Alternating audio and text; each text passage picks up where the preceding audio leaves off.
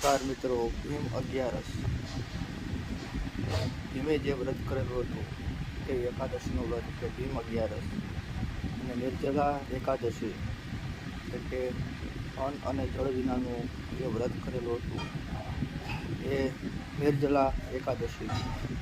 આ સુંદર મજાનું વ્રત મહર્ષિ વ્યાસે ભીમને બતાવેલું હતું, જે મહાભારતની અંદર તેનું વર્ણન બતાવેલું છે.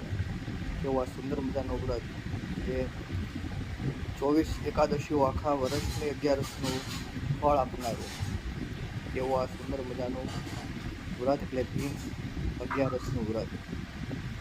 આ વ્રતની અંદર અન્ન અને જળ દરેક વસ્તુઓનો ત્યાગ કરવાનો.